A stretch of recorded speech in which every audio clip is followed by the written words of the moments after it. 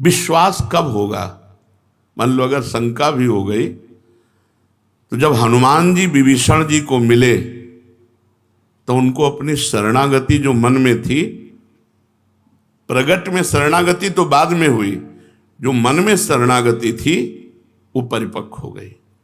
उनका जो प्रभु मोहि अनुग्रह कीन्हा, तो तुम आय दरस हठ दीन्हा। अब मोहि भाव भरोस हनुमंता, बिनु हरि कृपा मिले नहीं संता। भगवान ने कृपा की, भगवान ने स्वीकार किया, तो हमें संत समागम मिल गया। तो अपने लोगों को तो प्रमाण भी मिल गया कि मैं भगवान का हूं, क्योंकि हमें संत समागम मिल रहा है। अनादिकाल से भटकता हुआ आज मुझे भगवान की शरणागति मिली है। मैं भगवान का हूं, सदा रहूंगा, मुझे इसमें कोई संशय नहीं है। अपनी मूर्खतावश अपने को भगवान से कहीं अलग ना मान ले कि मैं तो शरणागत कहां। ऐसी गलती मत करना। केवल स्वीकृति से भगवत प्राप्ति हो जाएगी, यह हम हृदय की बात कह रहे हैं। भगवान केवल स्वीकृति को स्वीकार करते। राहत न प्रभु चित चूक किए की, करत सुरत सैबार हिए की। भगवान हृदय की बात को देखते हैं कि ये मेरा हुआ है, बस। उससे चूक हजारों हो गई, गलती करोड़ों हो गई, इस बात को भगवान नहीं देखते। ये मेरा है बस। इस पर हमने जगन्नाथ जी के पार्षद का दृष्टांत सुनाया था। अपने को भगवान से मैं अलग मानूं तो भी नहीं मान सकता, वो उन्हीं का सब कुछ है, हो सकता नहीं, असंभव। मैं भगवान से अलग हो ही नहीं सकता, असंभव। क्योंकि जो आत्मा, जो मैं है, वो भगवान ही है। सारा खेल उन्हीं का है। प्रकृति जो है वो भी भगवान है। अष्टधा प्रकृति, आकाश, वायु, जल, अग्नि, पृथ्वी, बुद्धि, अहंकार, ये सब भगवान बने हुए हैं। मन, बुद्धि, अहंकार, पांच तत्व, पंचभूत और तीन ये अपरा प्रकृति, भगवान ने गीता जी में वर्णन, ये स्वयं भगवान बने हुए हैं। हम भगवान से अलग हो ही नहीं सकते। ये सब कुछ भगवत स्वरूप था, है, रहेगा। बस यही स्वीकार कर लेना है, भगवान को समर्पित करना है। भगवान ने कहा है ममैवांशो मम एव अंशः, तू मेरा अंश है। तो गंगाजल का एक चम्मच गंगाजल, एक टैंकर गंगाजल, गंगाजल गंगाजल है। तो हम भगवान के अंश, भगवत स्वरूप हैं। हम भगवान से अलग हो ही नहीं सकते। इस प्रकार निश्चित करो कि मैं भगवान का हूं, भगवान मेरे। इस वास्तविक तत्व को स्वीकार कर लो। ये कभी शंका मत करो कि मैं भगवान के शरण में हुआ कि नहीं हुआ, आधा हुआ कि पूरा हुआ। सब कुछ भगवत स्वरूप है। मैं भी भगवत स्वरूप हूं। ये प्रकृति का रचा हुआ शरीर भी भगवत स्वरूप है। ये सब भगवान को पहले से ही समर्पित था, भूल से मैंने अपना मान लिया। इसलिए किंचन मात्र भी शंका की गुंजाइश नहीं। निश्चिंत, निर्भय, निशुक, निशंक। और पांचवा है परीक्षा न करना। परीक्षा न करना, भगवान की शरण में होकर ऐसी परीक्षा न करे कि मैं भगवान की शरण में हो गया तो मेरे को काम नहीं सताना चाहिए, मेरे में क्रोध नहीं आना चाहिए। और भगवान के लड़का ही काम है, पुत्र प्रद्युम्न के रूप में। ये भगवत स्वरूप है, सब कोई साधारण थोड़ी है। प्रद्युम्न जी अपने घर आवे लौट करके तो मना करेंगे क्या भगवान श्री कृष्ण? क्यों? भगवान श्री कृष्ण के महल में बोले काम का प्रवेश हो ही नहीं सकता। नहीं, शरणागत भक्त के हृदय में काम का प्रवेश हो ही नहीं सकता। और भगवान श्री कृष्ण के घर में प्रद्युम्न का प्रवेश हो सकता है, हो सकता है ना। इसलिए संशय मत करना। बड़ी ऊंचाई में भी इनका प्रवेश है, क्योंकि लड़के बच्चा हैं सब भगवान के। बहुत तुम्हें हम सुलझी हुई बात कह रहे हैं, इस बात में ना परीक्षा करना कि अगर शरणागत है तो हमारे अंदर काम नहीं आ सकता। तो आपने अपने हृदय को भगवान को दिया ना, तो भगवान के लड़का है वो आ सकते हैं। अब हमको कोई चिंता की बात नहीं है। उपद्रव करेंगे, तोड़फोड़ करेंगे तो बाप देखेंगे द्वारिकाधीश, हम उसको क्या देखें, भगवान को समर्पित। बिल्कुल निश्चिंत हो जाओ, परीक्षा मत करना। बहुत सुलझी हुई शरणागति का विषय चल रहा, बिल्कुल आनंदित रहो। यदि मेरे में लक्षण नहीं घट रहे संतों के, भक्तों के, तो मैं भगवान की शरण में नहीं हुआ। क्योंकि अगर शरण में हुआ होता तो मेरे में सारे सद्गुण आ जाते हैं। वो आपको बताएं, कभी किसी को ऐसा अनुभव नहीं होता कि मेरे में सारे सद्गुण आ गए। अगर अनुभव होता है तो शरणागत नहीं है, क्योंकि शरणागत में कभी अहंकार नहीं होता।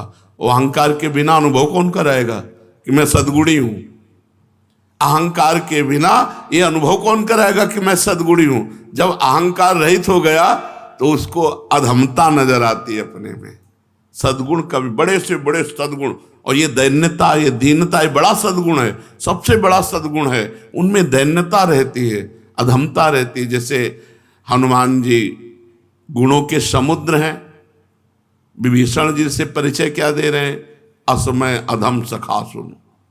सबरी मैया में नवधा भक्ति पूरी खिली हुई है, संपूर्ण नवधा भक्ति खिली हुई है। भगवान स्तुति मानो नवधा भक्ति के द्वारा सबरी मैया की कर रहे, उपदेश थोड़ी कर रहे, क्योंकि सबरी मैया तो भगवान के सामने ही परम धाम जा रही है। उपदेश तो उसे दिया जाता है जो साधन परायण हो, वो तो सिद्ध है, उन भगवान के सामने ही जा रहे हैं। तो भगवान ने मानो सबरी जी में विराजमान नवधा भक्ति की स्तुति की। हमारे हृदय में जब तक भगवान से अपनापन नहीं होता तब तक ये सब बातें रहती। सबरी जी कह रहे हैं, अधम ते अधम अधम अति नारी, तिनमा मैं मतिमंद अघारी। कभी उनको भान हुआ कि मेरे में इतने सद्गुण जोर के हैं कि संपूर्ण दंडकारण्य के ऋषियों का त्याग करके भगवान हमारे घर पधारे? भगवान हमारे नहीं, उनको कि भगवान करुणा करके आए, मैं तो अधम ते अधम अधम अति नारी। इसलिए भक्त में, शरणागत भक्त में कभी नहीं आना चाहिए कि मेरे में तो सद्गुण आए नहीं जो आना चाहिए। आ गए हैं लेकिन तुम्हें अनुभव में नहीं होगा, क्योंकि अनुभव में आ गया तो अभिमान आ जाएगा। तो तुम्हें परीक्षा नहीं करनी अपनी, अपने शरणागति की। देखो, जब हमसे गलती होती है तब हमें भगवान पे गुस्सा आती है।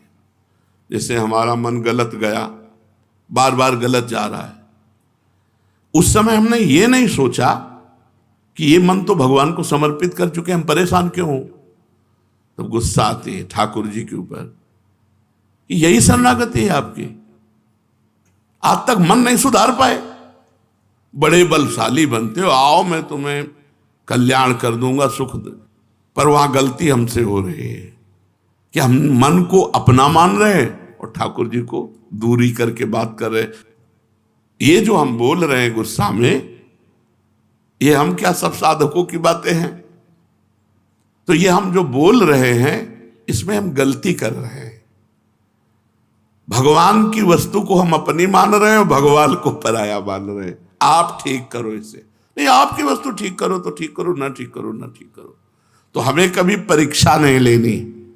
छठवां है, ये 6 लक्षण है शरणागति के। छठवां विपरीत धारणा का, भावना का त्याग करना। भगवान के शरणागत में विपरीत धारणा भी कैसे हो सकती है? जब मैं भगवान का हूं तो विपरीत भावना कैसे हो सकती है? भगवान का मेरा जो परस्पर संबंध है अटूट है, अखंड है, नित्य है। विपरीत भावना तब आती है जैसे हमने कहा, ये मेरे से गलती क्यों हो गई? कहते थे करो सदा तिन कह रखवारी, जिम बालक राखे मातारी। और मेरे से ये कर्म कैसे बन गया? गलती हो रही है। शरीर भगवान को अर्पित है, मन भगवान को अर्पित है, और ये कर्म भगवान, तुम निश्चिंत रहो, तुम काहे को चिंता कर रहे हो। जब तुम अपना अधिकार रख रहे हो मन पे, शरीर पे, तो ये विपरीत भावना हुई। बहुत सुंदर लिखा है। आपकी सारी गलतियां अब आपकी गलती नहीं, पर इसमें यह ध्यान रखना है, आप हमारे शरणागत हो, हम चाहते हैं कान पकड़ो उठो बैठो, तो आपको कान पकड़ना उठा बैठना, अंदर से यही चलेगा कि आपको ये करवाना था ना, इसीलिए करवा रहे हो, नहीं तो सबको समर्पित, मेरी गलती क्या है, मैं तो आपका यंत्र हूं। अब यंत्र को जैसा तुम चलाओगे वैसा, पर आप चाहते हो कि मैं कान पकड़ूं तो कान पकड़ूंगा, आप कहोगे कि गलती पड़ी बोलो तो मैं गलती पड़ो, और आप पीटना चाहते हो इसी बहाने से तो पीट लीजिए। बकाया ये सब आपके रिमोट से हो रहा है, मैं तो यंत्र हूं, यंत्री आप हो। उस समय भी यही ध्यान रखना है, अंदर, बाहर से नहीं कहना।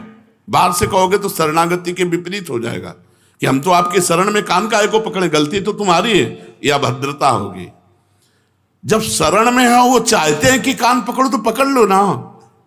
रिमोट कह रहा कान पकड़ो तो फौरन पकड़ लो, रिमोट कह रहा गलती मानो, गलती मानो ना, गलती हमसे हुई, हाँ हमसे गलती हुई, और अंदर से कि आप देख रहे हो, आप खुद समझ रहे हो, अब हमारा क्या रहा जो हमसे गलती रही, सब कुछ तो आपको समर्पित है, अब जैसे चाहो वैसे। विपरीत भावना का त्याग। जो मनुष्य सच्चे हृदय से भगवान की शरणागति, भगवान उनके दोष भी स्वीकार कर लेते हैं। अब विपरीत भावना नहीं कि मेरे दोष है, गुण भगवान के तो दोष, ये पूर्ण शरणागति का है। नहीं, कच्ची शरणागति में गुण तुम्हार समुझे निज दोषा। बहुत निर्भय, निश्चिंत, निशोक होने की बात है, पर इसमें नाम नहीं छूटना चाहिए, ये बात पक्की मान लीजिए। भजन नहीं छूटना चाहिए कि भजन छोड़ के हम गंदी बातें कर रहे हैं और बोले कि भगवान ये सब करवा रहे हैं, तो फिर भगवान ने नरक की व्यवस्था भी बनाए, नहीं बने उनके। तो भजन नहीं छोड़ना है, जानबूझ के गलत नहीं करना है, हो जाए तो हमें चिंता भी नहीं करनी, क्योंकि हम भगवान की शरण में हैं।